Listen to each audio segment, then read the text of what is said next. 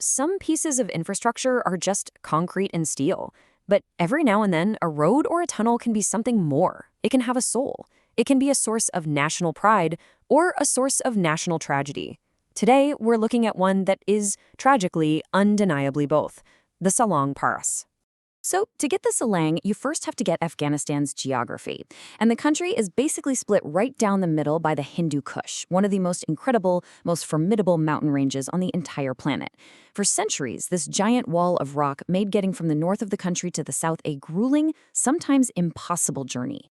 So, in the 20th century, they came up with this really audacious plan.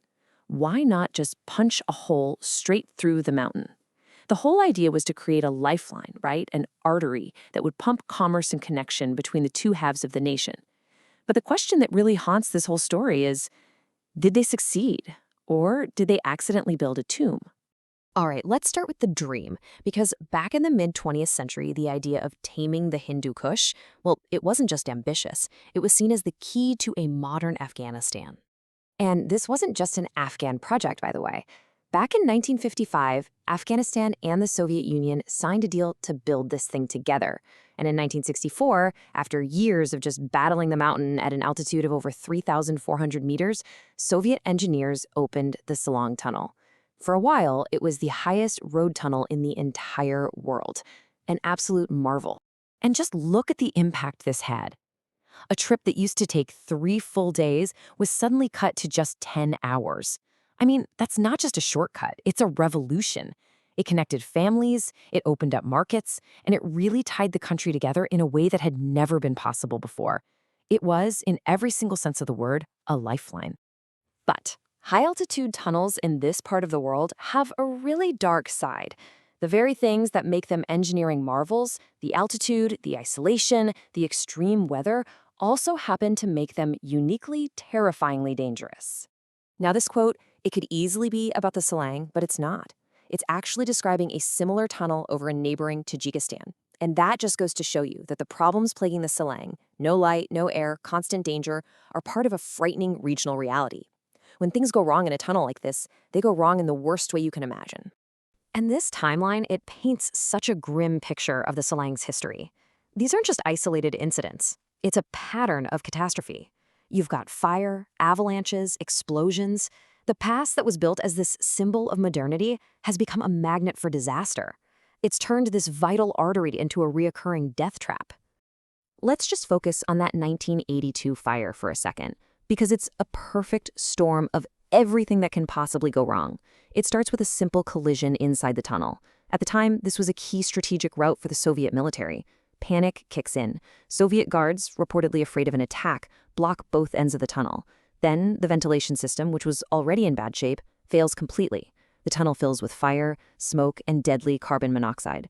So the key thing here is that it wasn't just the fire that killed people. It was the tunnel itself. The structure designed to save lives became a gas chamber. And this image, it just captures the modern reality so perfectly. For the thousands of drivers who have to use this pass, every traffic jam, every single delay is a moment of real tension. They know the history written on these walls, and they know that waiting in the salon can be a very dangerous game.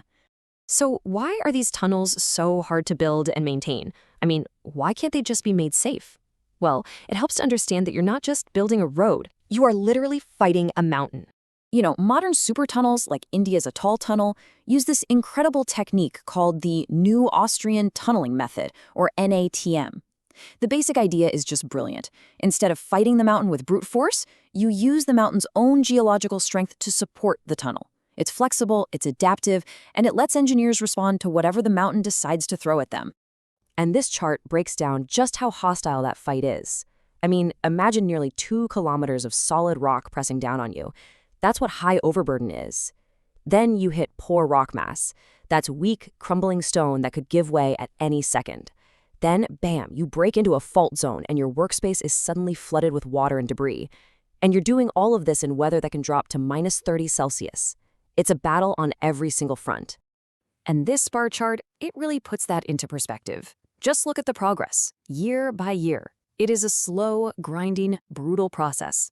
Conquering these mountains isn't a matter of months. It's a matter of years, often more than a decade of just relentless, dangerous work. Which brings us right back to the Salang.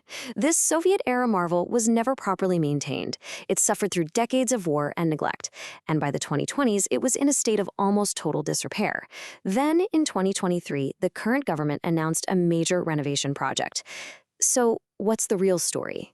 Well, officially, the project sounds pretty comprehensive. They announced plans to fix everything: the road, the drainage, the lights, the water leaks, the whole shebang. The government has claimed the work is mostly done, presenting it as this major success and a step towards a safer, more prosperous Afghanistan. So that's the official story. But what do the people who actually have to drive through this tunnel every single day experience? Does it match up with the promises? And here's the counter-narrative. A journalist who drove through the renovated tunnel tells a very different story. An unpaved road, lights you can't even see through the smog, and crucially, no proper ventilation.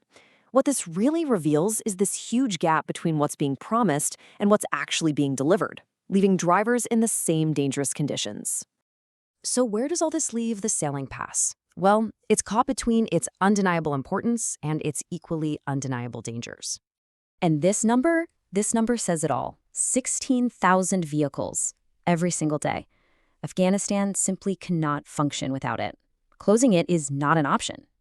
So they're forced to use it. Repaired or not, safe or not, it's an absolutely essential part of the country's economic life. And that leaves us with this final, haunting question. In a country that's facing such immense challenges, is it even possible to get the resources, the technology, and the political will needed to finally tame this mountain? Or is the Salang Pass destined to remain what it's always been, a cursed, life